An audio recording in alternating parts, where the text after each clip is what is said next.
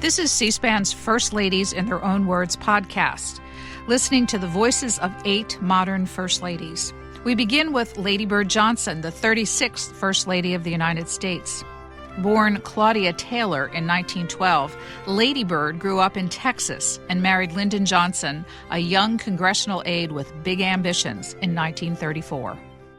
We drove out to Arlington. There were long, long lines of solemn, respectful people all along the hill in Robert E. Lee's home as we wound up to the gravesite. The gravesite was covered with flowers. So we got out, Lyndon put our flowers down. We stood a moment in silence, and then we turned around and left, each saying our own word to the beautiful vista of Washington as it lay spread out below us in our hearts. You look around you in this jungle I now find myself in, and you want somebody to tie to, and you look for who is strong and intelligent and instinct, not prior knowledge or sentiment, makes me think that Mr. McBundy is one of those. We talked about how to bridge the gap between the Kennedy administration and the Johnson administration, and as Lyndon would say, how to breed the best of the two to each other. And I tried very earnestly to express my thanks to him.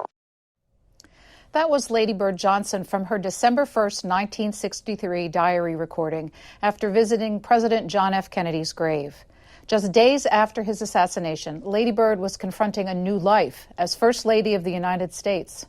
She lived in the White House from 1963 to 1969, some of this country's most tumultuous years, through the Civil Rights Movement, Vietnam, and political assassinations.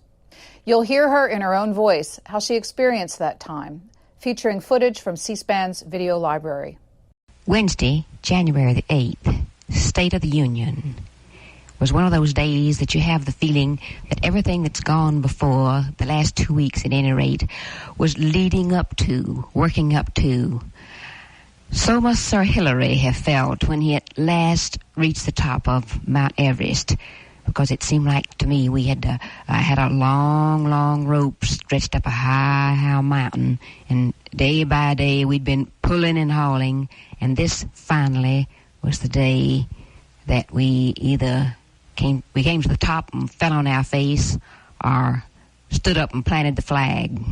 I arrived a little bit early and took my seat in the front row, flanked on the right by Lucy Baines, and then how glad I was to have Roberta Vinson next, and then Uncle Huffman Baines and his wife Aunt Lee and Aunt Josepha. That was a sort of, well, I know that Mrs. Johnson would have liked that. Then on the other side, I had Susan and Helen, and nobody watched it with more interest than Helen. Behind us were the wives of the cabinet members and the wives of the Supreme Court. And also as our guests were Hobart Taylor and Jay Taylor. And I noticed tucked away on the farthest step in the last little square inch was Wendy Marcus, young and eager and ready to grab life by the forelock. I'm glad she made it inside the door. The familiar room below began to fill up with a pomp and display that always takes place on these occasions. How many times I've seen it. The House was in its seat. Then with a loud announcement from Fishbait Miller, in came the Senate. Then came I think next comes the Diplomatic Corps, getting bigger all the time, and how they're going to finally find room for them, I don't know. And then the cabinet and the court occupying the front rows. And in his most pontifical voice, Fishbait Miller, and how could there ever be a replacement for Fishbait, rose and said, "The President of the United States." And in walked Lyndon, flanked by old friends of long standing, and went up to the podium right in front of Speaker McCormick and Senator Carl Hayden with the flag behind him. Speaker McCormick, gray and craggy and white-haired. Senator Hayden, here ever since Arizona entered the Union, A charming, lively face for 85. Rather humorous. But I wonder how many people in the chamber were struck with the thought that there is a dramatic something there that says, take care.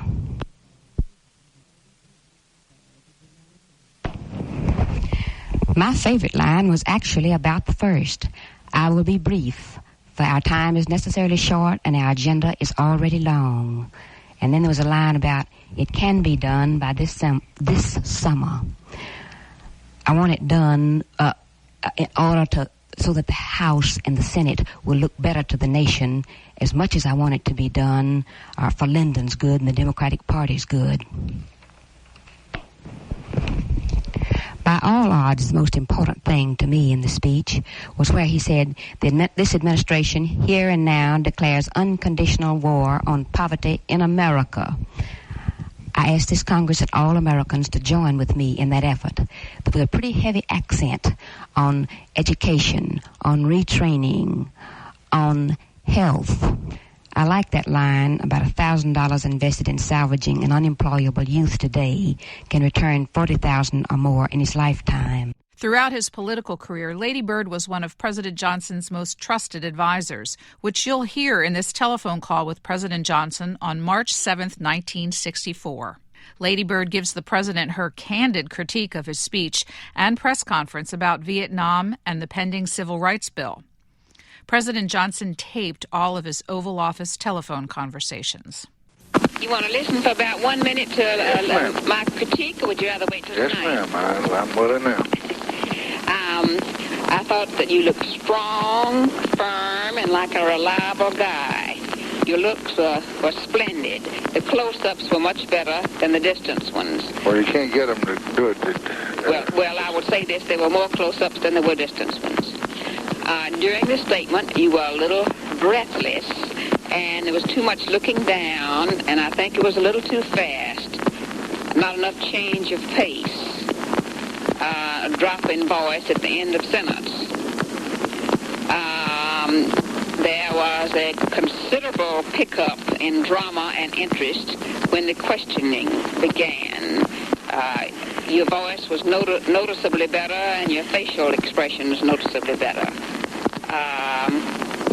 The mechanics of the room were not too good, because although I heard you well throughout every bit of it, I did not hear your questioners clearly.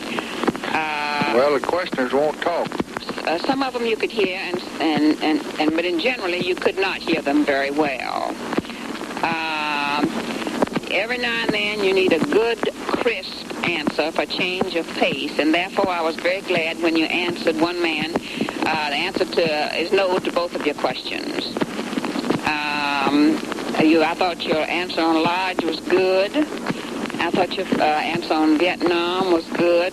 I really didn't like the answer on the Gulf, because I think I've heard you say, but I believe you actually have said out loud that you don't believe you ought to go out of the country this year. So I don't think you can very well say that you meet him any time that's convenient to both people. Well, when it can be arranged, I'm not going out of this country. I didn't say where I'd go. I didn't say I'd go out of the country at all, did I? No, I guess... Press says I reaffirmed that I wouldn't go. I see. Well, then I just didn't hear it, didn't get the meaning of it that everybody else did. I think the outstanding things were that the close-ups were excellent. You need to learn, when you're going to have a prepared text, you need to have the opportunity to study it a little bit more and to read it with a little more conviction and interest and change of pace. Well, the trouble is that they criticize you for taking so much time. They want to use it all for questions. Then their questions don't produce any news. If you don't give them news, you catch hell. So my problem was trying to get through before 10 minutes, and I still ran 10 minutes a day. Mm-hmm. And I took a third of it for the questions. And I could have taken, if I'd read it like I wanted to, 15 minutes. Mm-hmm. But I didn't know what to cut out. Maybe I ought to cut out Mary's Hart name. But I thought that every place one of those names had dropped, they'd call up the fellow and ask him about it, and he'd get his name in the paper, and they'd publicize it good, and it'd help the committee. I believe if I'd had that choice, I would have said use 13 minutes or 14 for the statement. In general, I'd say it was a good B+. How do you feel about it? I thought it was much better than last week.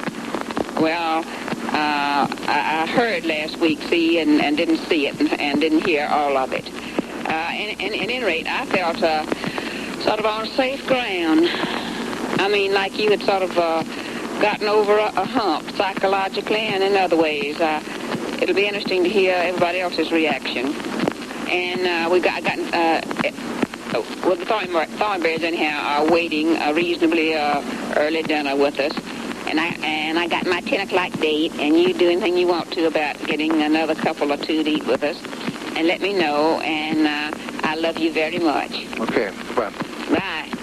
In the fall of 1964, when President Johnson was running for re-election, one important way Lady Bird contributed to her husband's effort was by campaigning in places he couldn't, including a 4-day, 1,600-mile trip aboard a train nicknamed the Lady Bird Special. The South and the whole nation at this election are at a crossroads between past and future. We face many problems together. Peace is one, and economic prosperity is another. We have reached good and workable solutions in the past through this partnership. And it takes men in Washington who care about the people of the South. And it takes citizens here at home with a vision of the future. Today, many parts of the South present one of the nation's proudest pictures of progress. A Democratic victory means we will face new challenges together with imagination and zeal. We draw on the past for strength, but we do not plan to turn back. She traveled through 8 southern states that were experiencing racial turmoil and deemed politically unsafe for President Johnson. In an election eve program on November 2, 1964, Lady Bird spoke to the nation about what she learned through campaigning for her husband. I have campaigned across this country in 44 states, discussing the issues, learning from your views. Lady Bird has been my closest and most valuable campaigner. And I want her to tell you something of her impression of the last few weeks. These have been strenuous but inspiring days for me and for our daughters. Together, we have been in 49 states. It was like a capsule of Americana, a telescoped course in the geography and the history and the people who make up this land. You're bound to come back with a closer kinship and a better understanding of the people you work for. I loved campaigning beside my husband and providing the companionship and reassurance and continuity, and like every wife, to offer cheer or suggestions as the moment requires. And occasionally I was flattered to be asked to take on an assignment on my own. One colorful and picturesque time that especially stands out in my memory, the 4-day whistle-stop train trip with 47 stops through 8 states in the South, from Virginia to Louisiana.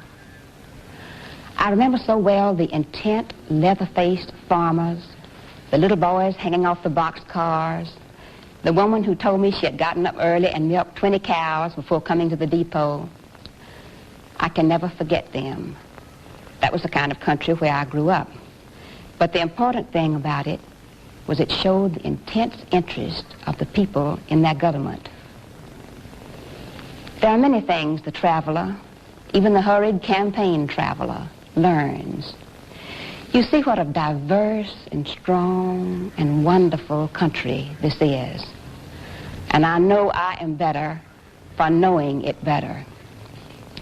Then you learn that for the most part, these are good times in America, and we want to keep them that way.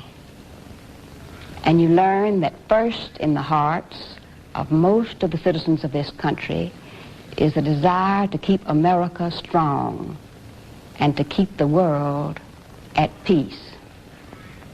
That is what all Americans will really be voting on tomorrow, whether they live in the South or the North or the East or the West. You're listening to First Ladies in Their Own Words, and we'll be right back. Lady Bird's signature issue was the environment. Next, a segment from a 1968 film focused on what was known as her beautification program. But beautification, to my mind, is far more than a matter of cosmetics. To me, it describes the whole effort to bring the natural world and the man-made world into harmony, to bring order, usefulness, delight to our whole environment.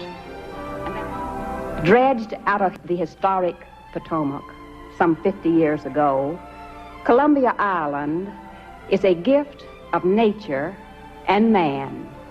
I'm so pleased that this piece of land challenged this committee, and we have concentrated much of our efforts and gifts in preparing it as a magnificent gateway to the capital. Having been there when the daffodils were planted, having seen them in their drifts of yellow along the slopes of the river, having watched almost every one of those trees go into the ground, and envisioned how that expanse of white and pink dogwoods is going to look next spring, you can be sure that I shall return.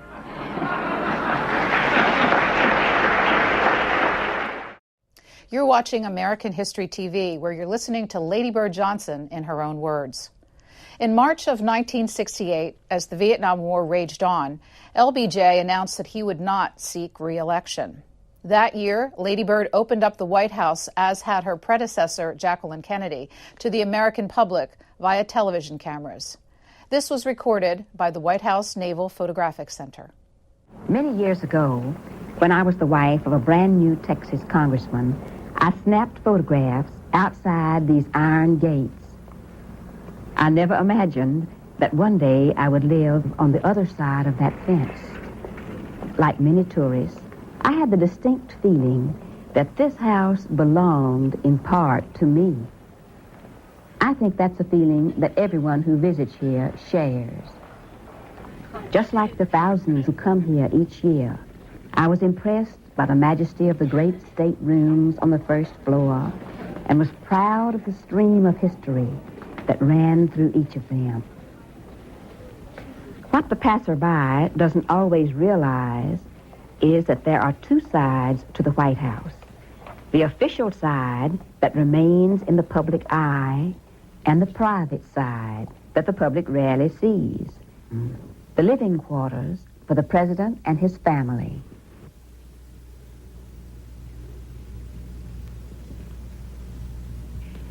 This is our living room. Actually, it's the west end of the long hall. It's the nerve center and crossroads of all family activities. An intimate place, and yet busy, and it belongs to all the family.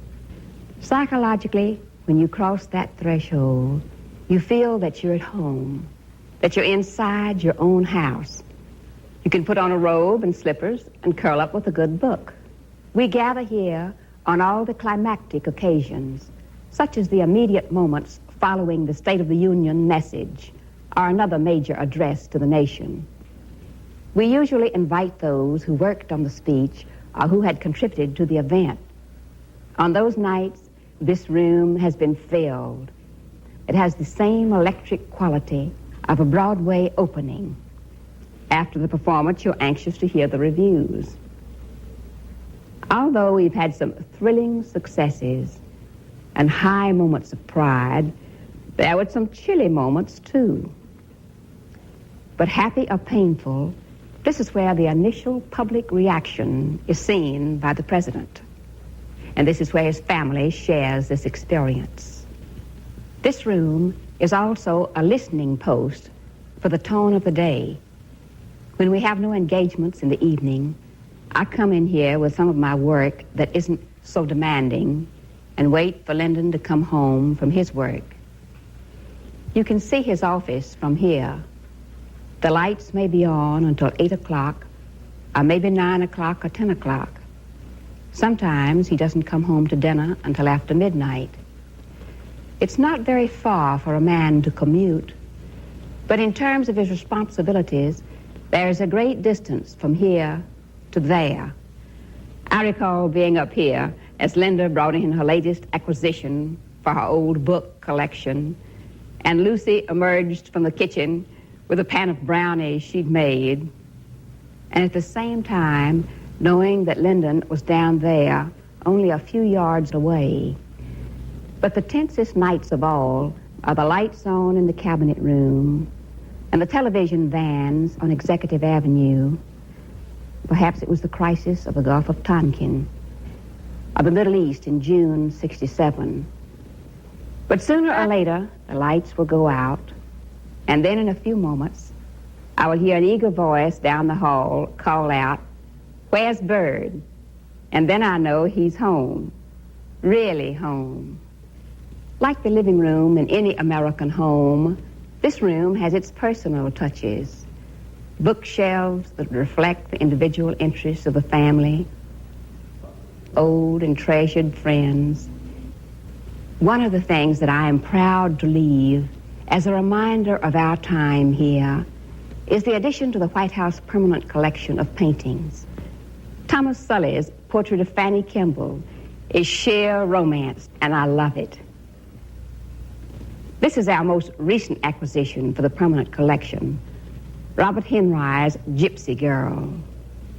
The first painting acquired during our stay at the White House was Winslow Homer's Surf at Prout's Neck. I saved my favorite, the Mary Cassatt, for last. You can almost feel the love between the mother and those children. Look at that little girl. Is she wondering what the small child is going to mean to her life? It's such a dear painting. It seems to set the tone of the room. It's where the family shared so many personal and intimate moments, where we felt we were in the heart of the house, really at home. President Lyndon Baines Johnson died in 1973. Lady Bird lived on until 2007, dying at the age of 94. You'll hear now from the last part of her life as she reflected on her continuing work and on LBJ's legacy. What do you think, not what do you hope, but what do you think will be in long-term history Lyndon Johnson's legacy? What will people remember 50 years from now? I don't know. He would have liked it to be the education president. That is what he placed all his hopes on. He said it's the only passport out of poverty, and it's the one thing that can't be taken away from you, is education. I think it'll probably be civil rights, and I think it is so peculiarly right and appropriate that it should have been a Southern president who managed to do that in spite of some very painful loss of good friends from the South. And I don't think they intended for it to go on forever. I think, well, I'm just a professional Southerner as well as a professional Texan. How much influence did you have on him when it came to civil rights? Oh, I just think he hewed his own path, made his own decisions. But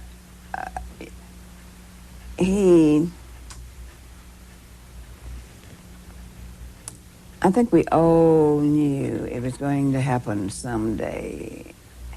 And yes, it would be shake us up like being in a mixmaster sort of. But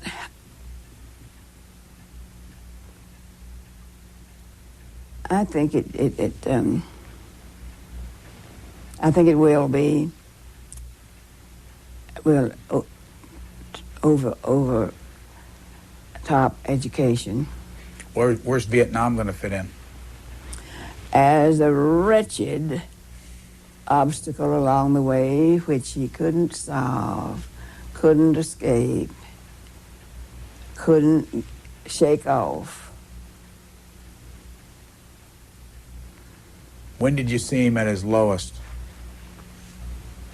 During those days, I think when the bags began to come home. By that I mean body bags. They would come in at night on freight trains, and I don't know whether this was good planning or just happenstance, but several times I would be on my way back from a trip to New York from somewhere, and at the station, as I would get off, there would be freight trains, and those bags would be being unloaded and put on to, I don't know what kind of vehicle.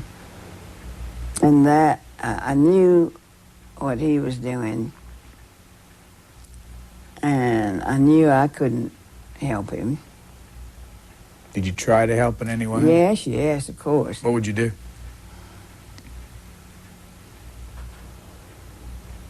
I'd just say, you're doing the best you can, and I think a lot of those people understand it. And there really isn't much you can do in a situation like that except to say, I'm here.